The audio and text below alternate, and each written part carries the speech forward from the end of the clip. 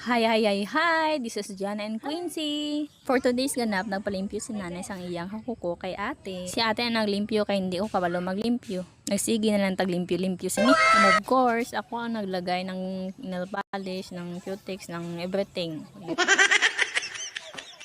Sobra ko kapisan, hindi ko na alam na may kinitkit na pala yung anak ko sa likod ko. Pero syempre, kasi selosa man yung anak ko. Oh my God! Palagay din siya ng pintura sa kanyang kukoe, alangan. Wala ako kasabot. Nagsagol-sagol na akong dialect dariya. Hindi mo talaga malalaman na Ilonggo ako ba base sa aking pagsasalita. So, back to the video tayo, no? Bago ako matulog, nilinisan ko muna yung mukha ko para madula yung dumi. Ay, mawala yung dumi ba? Sana all. After 100 years, natapos na din tayo. Lisod man di ay mag voice over, oy. Babush.